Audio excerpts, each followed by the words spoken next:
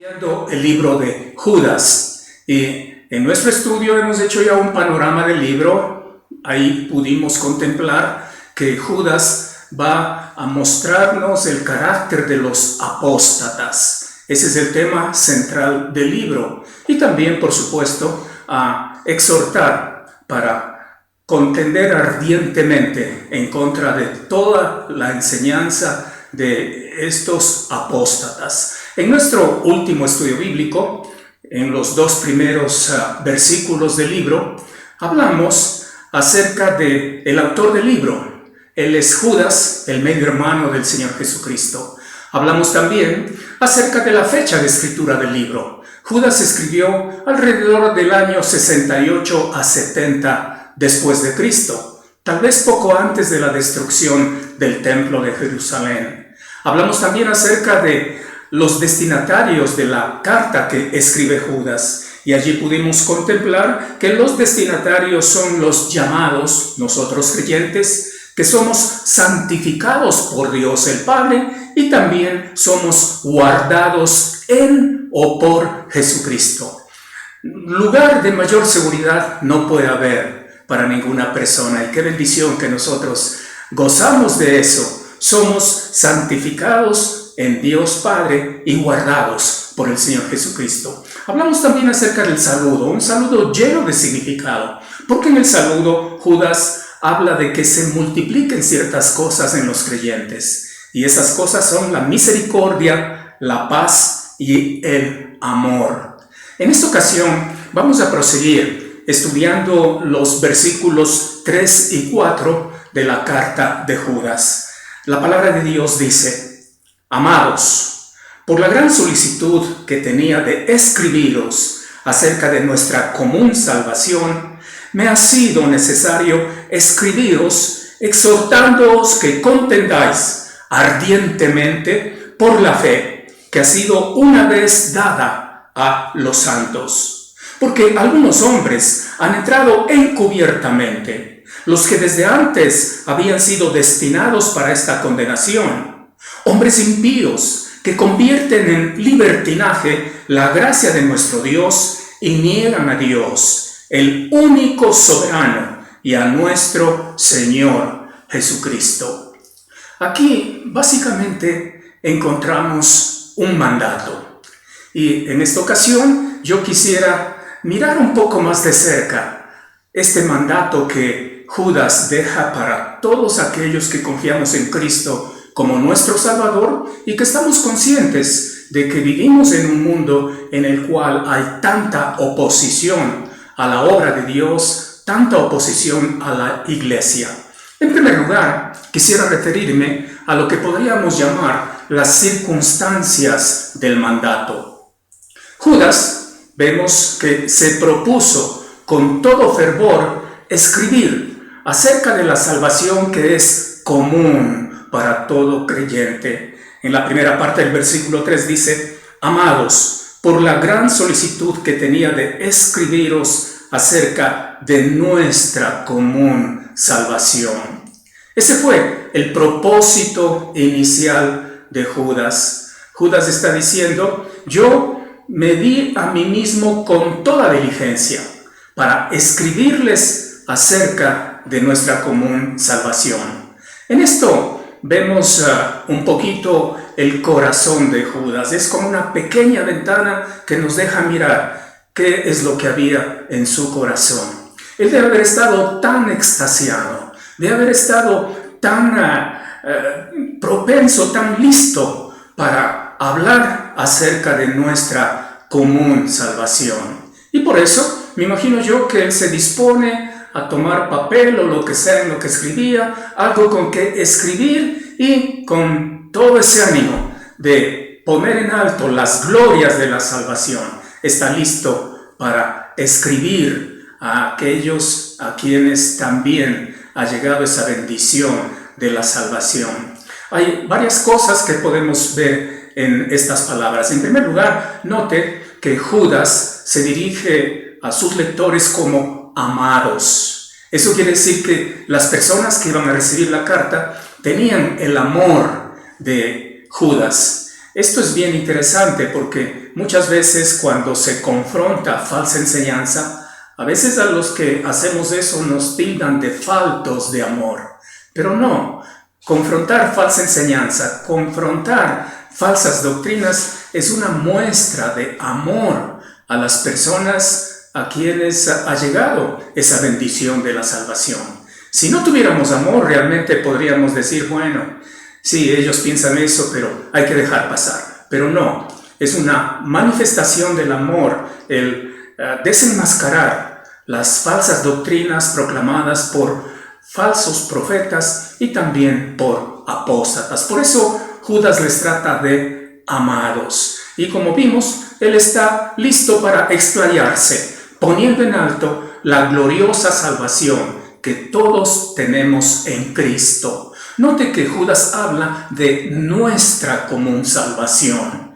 Eso significa que la salvación que tuvo Judas, la salvación que tuvieron los apóstoles, la salvación que tuvieron todas aquellas personas importantes del primer siglo, es la misma salvación que nosotros tenemos. Eso es algo hermoso. Nadie es más salvo que otro. Si hemos puesto nuestra confianza en Cristo Jesús, somos salvos y gozamos de esa bendición llamada salvación. Pero aquí es cuando sucede algo interesante. En toda esa viada que tenía Judas para escribir acerca de nuestra común salvación, algo sucede. Y Judas se ve forzado a cambiar su propósito, su intención. La intención de Judas se vio frustrada por la intervención del Espíritu Santo. Dice el texto que después de mostrar el profundo interés que tenía de escribir acerca de nuestra común salvación, dice Judas a continuación, me ha sido necesario escribiros, exhortándoos que contendáis ardientemente por la fe que ha sido una vez dada a los santos. Aquí encontramos entonces que la intención de Judas se ve frustrada por la intervención del Espíritu Santo, porque en definitiva es el Espíritu Santo quien estaba impulsando, quien estaba controlando a Judas mientras él escribía el libro. Por eso es que Judas dice, me ha sido necesario escribiros, exhortándoos. Eso significa que Judas percibió del Espíritu Santo algo que él no podía resistir. Era algo necesario. Es la misma sensación que de seguro experimentó el apóstol Pablo, porque en 1 Corintios capítulo 9, versículo 16, él dice, pues si anuncio el Evangelio, no tengo por qué gloriarme, porque me es impuesta necesidad, y ay de mí si no anunciare el Evangelio. Tanto Judas, al escribir la carta, como Pablo, proclamando el Evangelio, dicen los dos que se les ha impuesto necesidad. Eso quiere decir que es algo tan fuerte dentro de ellos que simplemente no pueden resistir a lo que Dios quería de ellos. Y eso es lo que experimentó Judas. Él dice que siente esa necesidad profunda de escribir algo distinto de lo que él originalmente se había propuesto. Judas, nos dice el texto, que escribe para exhortar. Esa palabra exhortar, la palabra parakaleo, en el idioma en el que se escribió el Nuevo Testamento, es una palabra compuesta. Para significa llamar al lado y kaleo significa llamar. Llamar al lado. Parakaleo significa llamar al lado. ¿Con qué propósito? Para hablar. Parakaleo, exhortar, no da la idea de tomar a alguien y tratarle mal para que entienda algo que no está haciendo bien. No, esa no es la idea de exhortar. La idea de exhortar es llamar a alguien al lado para tal vez poner el brazo sobre la otra persona y hablarle con mucho tino, con mucho amor a la persona. Eso es lo que está haciendo Judas una vez que él percibe que tiene que escribir acerca de algo tan importante. Lo que importaba para Judas es el contenido del mandato. Y esto es lo que vamos a ver en segundo lugar en nuestro estudio de este pasaje bíblico. El contenido del mandato. Ya hemos visto las circunstancias del mandato, ahora nos toca ver el contenido del mandato.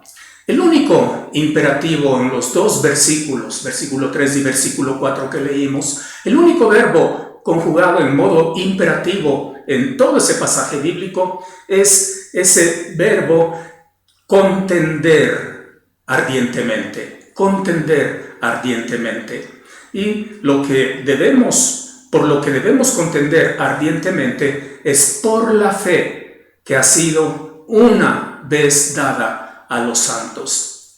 El verbo contender es la traducción del verbo griego epagonizomai. Epagonizomai. Es un verbo compuesto también. Agón, que significa contender, significa pelear, significa combatir. Esta palabra agón está relacionada con una palabra muy conocida para nosotros, la palabra agonía, que significa un esfuerzo supremo para obtener algo. A eso nos referimos cuando hablamos de agonía. Y cuando Pablo utiliza la palabra epagonizomai, está añadiendo a la palabra agón una preposición. Es la preposición epi, que significa por encima o lo máximo. Y por eso epagonizomai se ha traducido en nuestras Biblias como contender ardientemente o luchar con todo fervor. Contender ardientemente o luchar con todo fervor nos habla de los atletas. Esa es una actividad en la cual los que realmente están interesados en ganar una medalla o un premio se esfuerzan hasta lo máximo para conseguirlo. Viene a mi mente esa historia que seguramente ustedes también tuvieron oportunidad de mirarla, de una atleta que tenía que correr la maratón de 50 kilómetros y había dado todo lo que había en ella para llegar a la meta y también para obtener el premio. Pero ¿qué sucedió? Poco antes de llegar a la meta sufrió un problema en uno de sus pies, de modo que cayó al suelo. Y como pudo se incorporó, pero no se quedó postrada. Inmediatamente se puso de rodillas y de rodillas llegó a la meta. Por supuesto que llegó mucho tiempo después de que los otros atletas ya habían llegado, pero llegó. Esta es una ilustración, es un ejemplo de alguien que ardorosamente trató de conseguir su propósito. Y luchó fervientemente, ardorosamente, para ganar lo que ella quería. Pues eso es lo que Judas está reclamando y está pidiendo en su mandato a nosotros que somos creyentes. Debemos contender ardientemente, debemos luchar con todo fervor. ¿Con qué propósito? Con el propósito de defender la fe. El objeto por el cual debemos contender ardientemente es por la fe. Ahora, cuando el texto dice que contendáis ardientemente por la fe, no está hablando de cualquier fe. Está hablando de algo muy especial, porque no dice simplemente fe, sino la fe. Ese artículo definido, la, hace del sustantivo fe algo que sea muy especial, muy único, muy particular. ¿A qué se refiere entonces Judas cuando nos habla de la fe? Pues se refiere al cuerpo de doctrina. Se refiere a todo lo que nosotros conocemos como la sana doctrina. De esta sana doctrina, por ejemplo, nos habla el libro de Hechos en el capítulo 2, allí en el versículo 42. Busquemos en nuestras Biblias Hechos capítulo 2, versículo 42, porque note lo que dice que fue la costumbre de los primeros cristianos. Dice, perseveraban en la doctrina de los apóstoles. Eso es la fe. la doctrina de los apóstoles, en la comunión unos con otros, en el partimiento del pan y en las oraciones. Cuando Judas habla entonces de contender ardientemente por la fe, se está refiriendo al hablar de fe al cuerpo de doctrina, a la doctrina de los apóstoles. Y lo mismo podemos ver en el libro de Gálatas, ahí en el capítulo 1, el versículo 23, un uso de la fe para referirse a la doctrina de los apóstoles, a la sana doctrina o, como alguien bien ha dicho, al cuerpo de doctrina. Note lo que dice Gálatas capítulo 1, versículo 23. Solamente oían decir, aquel que en otro tiempo nos perseguía, ahora predica la fe que en otro tiempo asolaba. Esto es lo que decía la gente que conoció a Pablo cuando su nombre era Saulo y perseguía a la iglesia. Y estas personas, al mirar el cambio que hubo en Saulo, después llamado Pablo, es lo que ellos decían. Esta persona antes perseguía, pero ahora predica la fe que en otro tiempo asolaba. La fe entonces se refiere a la enseñanza de los apóstoles, la doctrina de los apóstoles, se refiere al cuerpo de doctrina. Dentro de ello está el evangelio y todo lo que aparece y tenemos acá en la palabra del Señor. Notamos también que esta buena doctrina, la fe, está bajo asedio, está en peligro, está siendo atacada. Por eso dice el texto que contendamos ardientemente por la fe. El hecho de que tenemos que luchar ardientemente por la fe significa que la fe está siendo atacada. Más adelante Judas nos va a mostrar de qué manera la fe está siendo atacada. Pero por lo pronto vamos a ver que la fe, la sana doctrina, lo que Dios realmente quiere que pongamos en alto, está bajo ataque. La sana doctrina, la fe, a decir verdad, siempre ha estado bajo ataque, siempre ha estado bajo peligro. Y en el Nuevo Testamento encontramos varias exhortaciones, mandatos en cuanto a reconocer que la fe está siendo atacada y por tanto que debemos cuidarla. En 1 Timoteo capítulo 6 versículo 20 dice, por ejemplo, oh Timoteo, guarda lo que se te ha encomendado. Eso quiere decir que es nuestra responsabilidad guardar algo que es precioso. Atesora, quiere decir. No permitas que otros la dañen. No permitas que vengan personas y la ataquen. Guarda lo que se te ha encomendado. También el apóstol Pablo, en 2 Timoteo capítulo 2, versículo 13, dice, retén la forma de las sanas palabras que de mí oíste en la fe y el amor que es en Cristo Jesús. Aquí también Pablo nos habla de retener la forma de las sanas palabras. Esa es la sana doctrina, eso es la fe. Y esta sana doctrina, la fe, está bajo ataque. Y por eso Judas siente esa necesidad imperiosa de exhortar a todos nosotros creyentes para que contendamos ardientemente por la fe. La razón por la cual Pablo, o Judas más bien, nos ordena eso es porque somos nosotros, no solamente los pastores, los ancianos, aquellos que tenemos que contender ardientemente por la fe, sino todos nosotros. Lo que escribe Judas no es solo para los líderes de una iglesia, es para todos nosotros. ¿Por qué? Porque como hemos visto ya, la verdadera fe está bajo asedio. Inclusive el apóstol Pablo, escribiendo a los Gálatas, ahí claramente dice que si alguien predica algo diferente de lo que enseñaron los apóstoles, eso no es el verdadero evangelio. En Gálatas 1, del 7 al 8, hay una parte donde dice, no que haya otro, refiriéndose al evangelio, no que haya otro, sino que hay algunos que os perturban, y quieren pervertir el evangelio de Cristo. Mas si aún nosotros o un ángel del cielo os anunciare otro evangelio diferente del que os hemos anunciado, sea anatema. Noten cómo Pablo es tan claro, tan directo. Él no anda por las ramas. Él dice que hay un solo evangelio. La doctrina sana es única.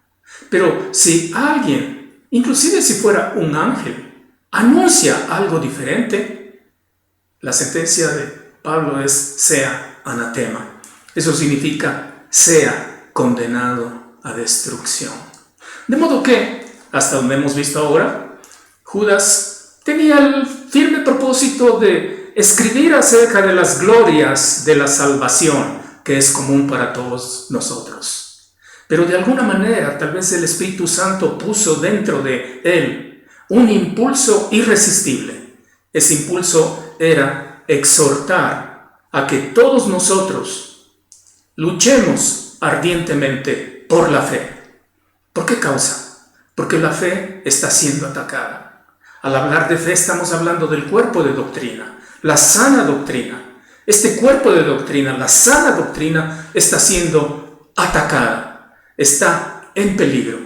Y es una responsabilidad nuestra de que defendamos con lo que esté a nuestro alcance esa fe, esa sana doctrina que nos ha sido dada. Otra cosa que notamos en esta parte que estamos estudiando es que la fe o el cuerpo de doctrina ha sido una vez dada a los santos. Eso es lo que dice Judas allí en el versículo 3. Una sola vez dada a los santos. Varias cositas para tomar en cuenta en esta declaración de Judas. Primera cosa, la fe no es obra o invento de hombre. La verdadera fe ha sido dada al hombre. Quien la da es Dios. Aquellos que recibimos esa doctrina, ese cuerpo de doctrina, nosotros los creyentes no somos los inventores. Nosotros simplemente la recibimos. La fe una vez dada. Esa palabra dada, la palabra paradidomai, en el idioma en el que se escribió el Nuevo Testamento, significa entregar algo en las manos de otra persona. Eso es lo que significa dar o paradidomai. Entregar algo en las manos de una persona. Es un participio aoristo pasivo en el idioma en el que se escribió el Nuevo Testamento. Y eso significa que sucedió algo, una acción pasó en tiempo pasado. Esa es la idea del tiempo aoristo en el idioma griego. Una acción completa en el pasado. ¿Cuál es esa acción? La obra de Dios poniendo en nuestras manos la sana doctrina, la fe, la enseñanza de los apóstoles. Y eso es tan necesario tomar en cuenta. Pero el texto también dice que esta sana doctrina, la fe, ha sido dada una sola vez. Y para entender tal vez el significado de lo que Judas quiere decir, podríamos añadir diciendo una sola y única vez. La sana doctrina, la verdadera doctrina, ha sido dada una sola y única vez a nosotros los creyentes. Nosotros somos los receptores, nosotros somos los santos a quienes se nos ha dado la sana doctrina. Esto es bien importante tomar en cuenta. Cuando Judas utiliza esa expresión una vez, está utilizando una palabra en el idioma en el que se escribió el Nuevo Testamento, la palabra hapax en el idioma griego, que se trata de un adverbio que significa uno y nada más. Es lo que significa. La fe, entonces, o el cuerpo de doctrina fue dado a los santos y Dios nos ha querido dar este cuerpo de doctrina y lo hizo una sola vez. Eso significa que no se debe añadir ni quitar nada de lo que Dios ya nos ha dado. Y esto es bueno enfatizar, porque siempre estamos escuchando de personas que nos están hablando acerca de que Dios me reveló, o Dios me dijo esto, o Dios me puso dentro el que yo haga tal o cual cosa. Bueno, lo que Dios quiso dejar con nosotros ha sido dado en el pasado. Y fue dado una y única vez. Eso quiere decir que todo lo que usted y yo queremos saber acerca de Dios ha sido ya dado. No hay nada más que se esté dando en la actualidad. Si yo quiero conocer la voluntad de Dios, no tengo que esperar que Dios me hable con un sueño, con una visión, o audiblemente, o a través de una persona que dice ser un profeta y que tiene una profecía para mí. No, nada de eso es correcto. Porque la fe, la sana doctrina, el cuerpo de doctrina, fue dado una sola vez a los santos. Si yo quiero conocer la voluntad de Dios, tengo que referirme a lo que dice la palabra de Dios. La palabra de Dios está completa. La palabra de Dios está cerrada. No hay nada más que Dios tenga que decirnos, aparte de lo que Él ya ha revelado en su palabra. Y si alguien tiene la osadía de añadir algo o quitar algo de lo que ya está en la palabra, la sana doctrina, corre el riesgo de ser severamente castigado por Dios. Note lo que dice Apocalipsis capítulo 22, versículos 18 y 19. Yo testifico a todo aquel que oye las palabras de la profecía de este libro. Si alguno añadiere a estas cosas, Dios traerá sobre él las plagas que están escritas en este libro.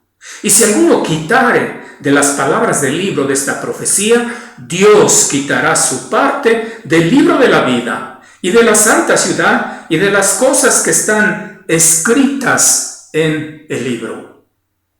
Así es, mis amados hermanos. La fe, el cuerpo de doctrina, ha sido dado una sola vez a los santos. Si usted quiere conocer la voluntad de Dios, usted necesita remitirse a lo que tenemos en la palabra de Dios. No se debe añadir ni quitar nada. Ahora, ¿por qué es que Judas nos está hablando de todas estas cosas acerca de contender ardientemente por la fe, esa fe que fue dada única y sola vez en el pasado y que la tenemos nosotros en la palabra? ¿Por qué es que Judas está hablando en cuanto a esto? Pues consideremos entonces la causa del mandato. En el versículo 4, volviendo ya a nuestro texto en Judas, en el versículo 4 nos da la razón, nos muestra la causa. Dice, porque algunos hombres han entrado encubiertamente. Eso significa que había varios hombres. No se menciona quiénes, no se los nombra. Judas probablemente los conoce y sabe que son varios, pero él no se toma la molestia de identificar quiénes son. Son tantos probablemente. Simplemente dice que son varios. Había varios hombres. Deben haber sido algunos. ¿Cómo Judas sabía sobre eso? Muy probablemente porque él los vio, o tal vez alguien le trajo noticias en cuanto a estos hombres que estaban introduciéndose subrepticiamente, secretamente en la iglesia para traer mal dentro de la iglesia. Dice Judas textualmente que estos hombres han entrado encubiertamente. Eso quiere decir que se han infiltrado. Esas son personas que de una manera muy sutil, una manera tan sofisticada para no ser detectados, se meten en la iglesia.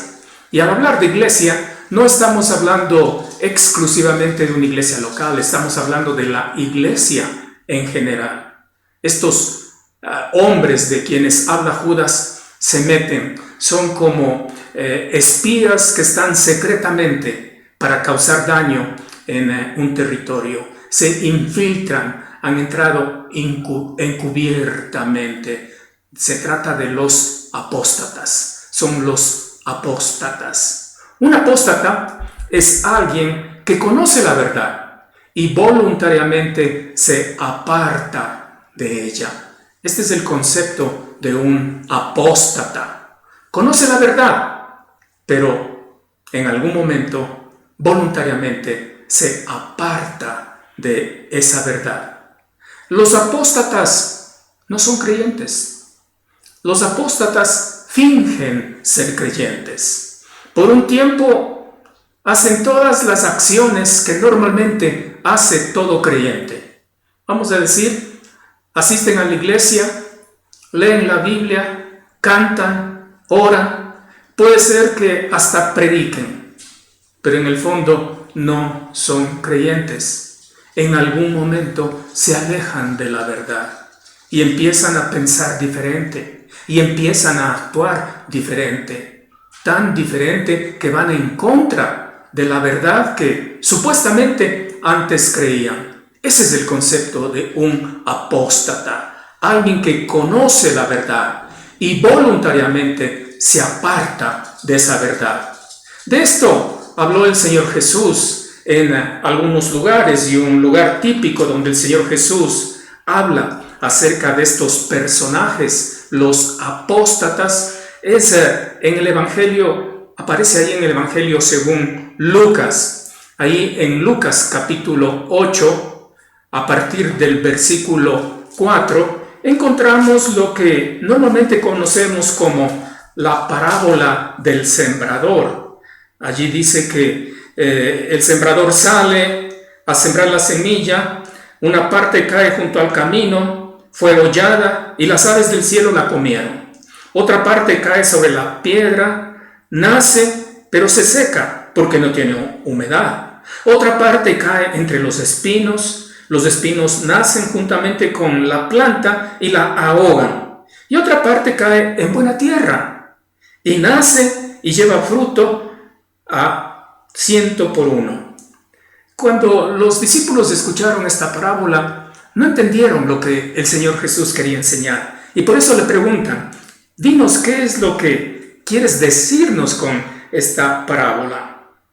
Y es así como a partir del versículo 11, el Señor Jesús les va a mostrar que dice que la semilla es la palabra de Dios. Los de junto al camino son los que oyen, note, conocieron la verdad.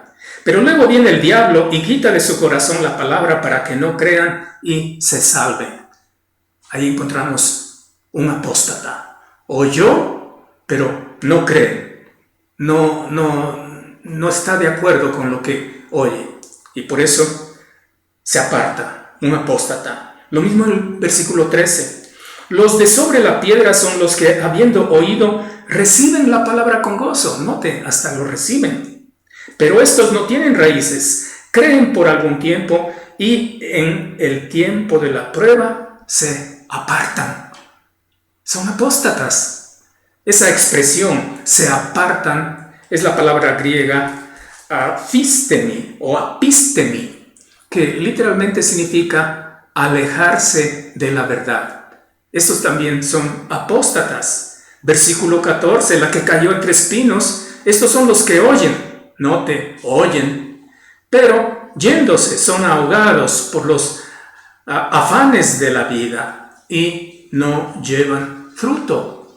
Nuevamente los apóstatas oyen, pero los afanes de la vida, la riqueza, los placeres les hacen apartar y llegan a ser apóstatas. 3 de los 4 oyen la palabra, pero no la reciben por diversas razones. Y no hay fruto de salvación en ellos. Son los apóstatas. De ellos se nos habla también en el libro de Hebreos, en el capítulo 6, en los versículos del 4 al 6. Este es un pasaje bíblico que muchos lo utilizan para dar a entender que la salvación se puede perder. Pero note lo que dice allí en Hebreos capítulo 6, versículos 4 a 6. Porque es imposible que los que una vez fueron iluminados, eso significa que recibieron la luz de la verdad,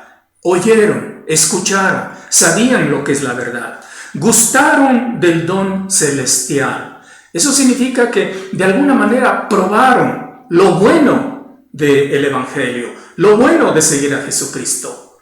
No lo comieron, solamente lo gustaron, lo probaron y fueron hechos partícipes del Espíritu Santo. Esto significa que estas personas de alguna manera estuvieron en contacto cercano con lo que el Espíritu Santo estaba haciendo en medio de los creyentes verdaderos. Y asimismo gustaron o probaron de la buena palabra de Dios, pero no la comieron, solamente la probaron. Y los poderes del siglo venidero estaban al tanto del poder de Dios. Ellos sabían, no había manera de que desconozcan, conocían la verdad. Pero viene el versículo 6 con algo muy triste. Dice, recayeron. Ellos son los apóstatas. Conocen la verdad, pero no la aceptan. Conocen la verdad, hasta puede ser que finjan que son del Señor, pero en algún momento se apartan. En este pasaje vemos que fueron iluminados, gustaron del don celestial, fueron hechos partícipes del Espíritu Santo, gustaron de la buena palabra de Dios y de los poderes del siglo venidero, pero recayeron. En otras palabras, rechazaron la verdad. Son apóstatas. Un caso típico es lo que encontramos en el libro de los Hechos, en el capítulo 8, mientras los apóstoles estaban compartiendo el Evangelio.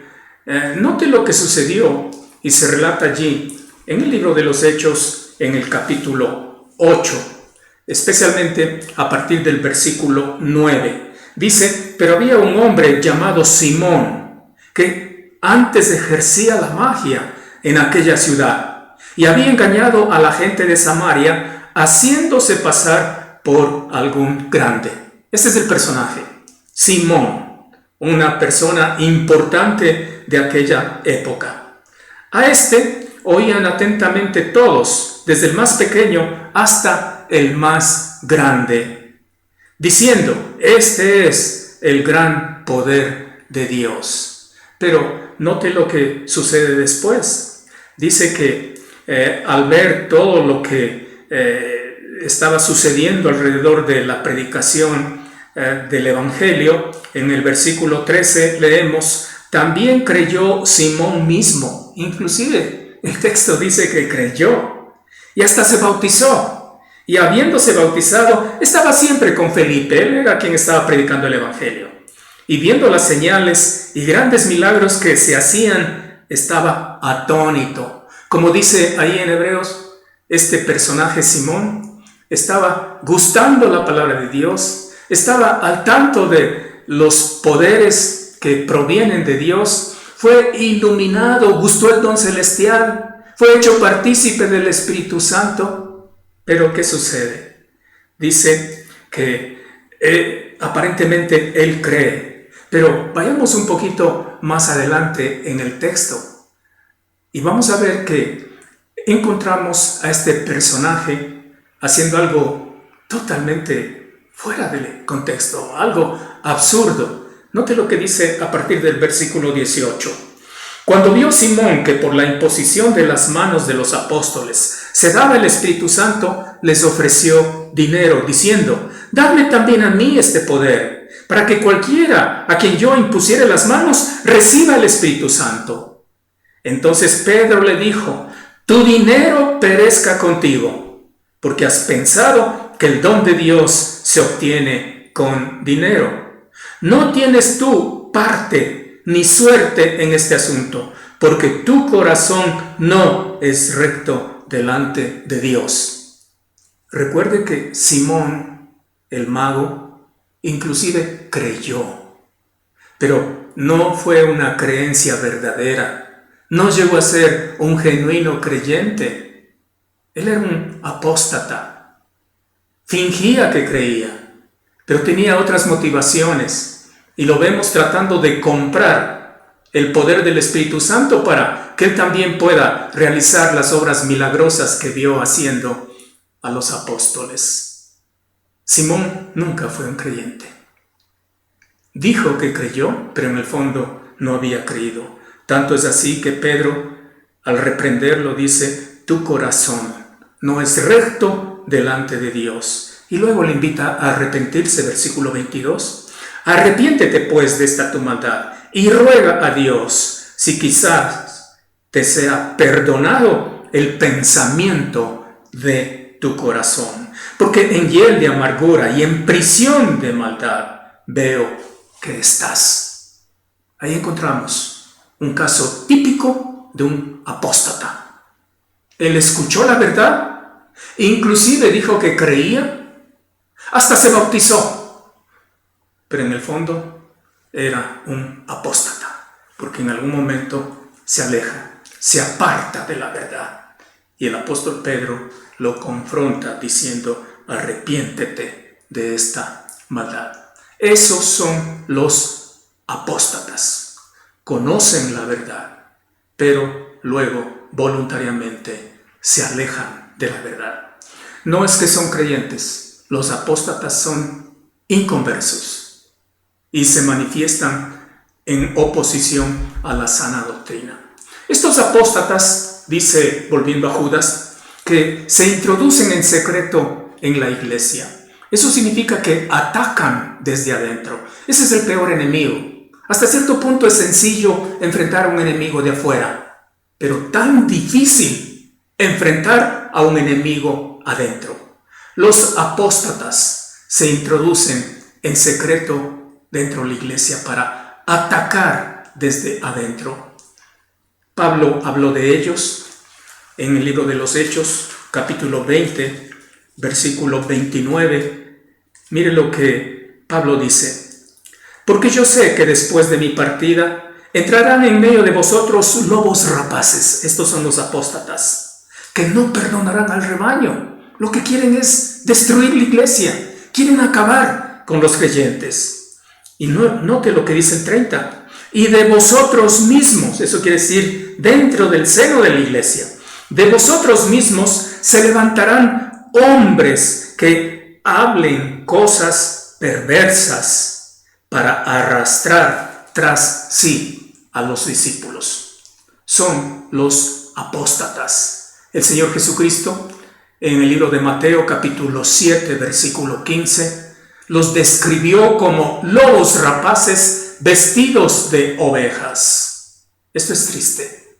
Son los apóstatas. El apóstol Pedro también, que es un escrito muy semejante al de Judas, Pedro también habla de los apóstatas. Y note qué es lo que nos dice en 2 de Pedro capítulo 2, versículos 1 a 3. Hablando de los apóstatas, dice: pero hubo también falsos profetas entre el pueblo, como habrá entre vosotros falsos maestros, que introducirán encubiertamente. Sí, ellos se meten, se introducen en secreto, encubiertamente herejías destructoras, y aún negarán al Señor que los rescató, atrayendo sobre sí mismos destrucción repentina. Esos son los apóstatas.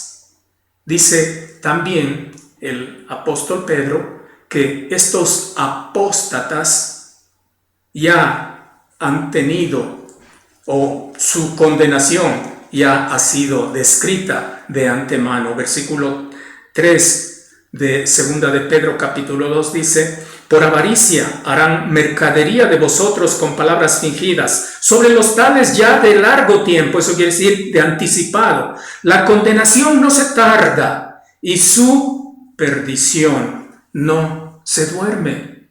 Esto es lo que va a suceder con los falsos maestros, con los apóstatas. Volviendo a Judas, dice: los que desde antes habían sido destinados para esta condenación. Los apóstatas no han sido predestinados a ser apóstatas. Acá está hablando de la destrucción que fue predestinada para los apóstatas. Un apóstata se hace por propia voluntad, no porque Dios le destinó a ser apóstata, no porque Dios le creó para que sea apóstata, no. Los apóstatas se hacen voluntariamente, pero la condenación para ellos ha sido ya decretada de antemano. Por eso dice el texto ahí en Judas 4, los que desde antes habían sido destinados para esta condenación. Eso significa que el fin de los apóstatas será algo terrible.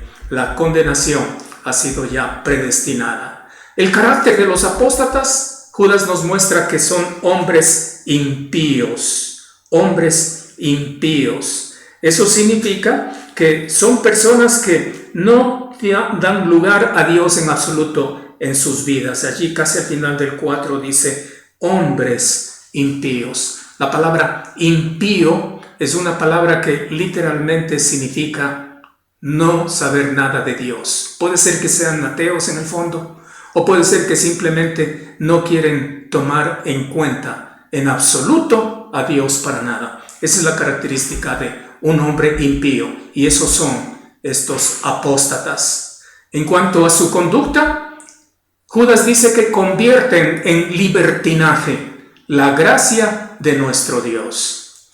Esa palabra libertinaje es la traducción de la palabra griega aselgeia, que significa todo tipo de impureza, especialmente en lo que tiene que ver en el área sexual.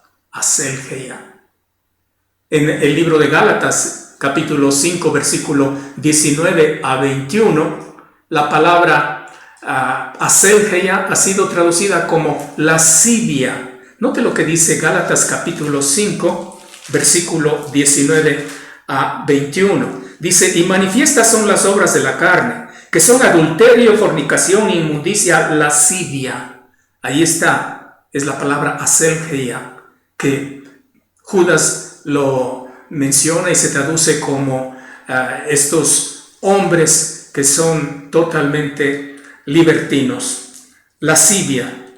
Siguiendo en Gálatas dice, hablando de las obras de estos impíos, idolatría, hechicerías, enemistades, pleitos, celos, iras, contiendas, disensiones y herejías. Ese es el carácter de los apóstatas. Y realmente cuando vemos en el mundo la conducta de estos apóstatas, personas que conociendo la verdad voluntariamente se apartan de ella, un denominador común en todos ellos es una conducta totalmente libertina. Han convertido en libertinaje la gracia de Dios. Por ser creyentes somos libres, pero no libres para hacer cualquier clase de pecado. Libres para cumplir la voluntad de Dios. Siendo incrédulos era imposible cumplir con la voluntad de Dios. Pero en Cristo somos hechos libres. No libres para pecar, libres para cumplir con lo que Dios nos pide en su palabra. Estos apóstatas también se los describe en cuanto a su carácter en Tito 1:16. Cuando dice, profesan conocer a Dios, pero con sus hechos lo niegan, siendo abominables y rebeldes, reprobados en cuanto a toda buena obra. Y por último, Judas, hablando de los apóstatas, dice que niegan. Eso significa que literalmente están en contra. Niegan a Dios, el único soberano. Característica de los apóstatas, negar a Dios, el único soberano, y no solamente a Dios, sino también a nuestro Señor Jesucristo. Esos son los que encubiertamente se introducen en la iglesia para causar daño, para traer dolor, para producir desgracia. ¿Cuál es nuestra responsabilidad? Judas dice, contiendan ardientemente en defensa de la fe. Contender ardientemente en defensa de la fe no es solamente obra de nosotros, los ancianos. Es obra de todos.